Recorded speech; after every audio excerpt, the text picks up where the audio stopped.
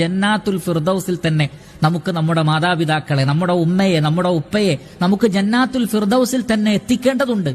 അതിനുവേണ്ടി നമ്മൾ അവർക്ക് വേണ്ടി മഗ്ഫിറത്തിന് വേണ്ടി, മർഹമത്തിന് വേണ്ടി, അവരുടെ പാപങ്ങൾ അല്ലാഹു പുറത്തു കൊടുക്കാൻ വേണ്ടി, അവർക്ക് സ്വർഗത്തിൽ ഉയർന്ന ദറജ കിട്ടാൻ വേണ്ടി നമ്മൾ പ്രാർത്ഥിക്കണം. അല്ലാഹുമ്മ ഗ്ഫിർലി ഉമ്മി, അല്ലാഹുവേ എന്റെ ഉമ്മാക്ക് നീ പുറത്തു കൊടുക്കണേ. വർഹംഹ, എന്റെ ഉമ്മയോട് നീ കാരുണ്യം കാണിക്കണമേ.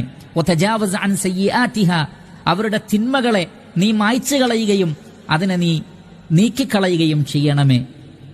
വഅദ്ഖിൽഹൽ ജന്ന, ആ ഉമ്മയെ നീ സ്വർഗത്തിൽ പ്രവേശിപ്പിക്കണമേ. വഖിഹാ മിൻ ഫിത്നത്തിൽ ഖബ്രി വമിൻ അദാബിന്നാർ, നരകത്തിലെയും ഖബറിലെയും ശിക്ഷയിൽ നിന്ന് അവരെ നീ രക്ഷപ്പെടുത്തണമേ. വർഫഅ ദറജതഹാ ഫിൽ മഹ്ദിയീൻ, സന്മാർഗം സിദ്ധിച്ച ആളുകളുടെ ആ ഒരു പദവിയിൽ നീ വലിയ വർധനവ് നൽകുകയും ഉയർന്ന പദവിയിൽ സ്വർഗത്തിൽ അവരെ ആക്കുകയും ചെയ്യണമേ. ഇങ്ങനെ നമ്മൾ പ്രാർത്ഥിക്കുക.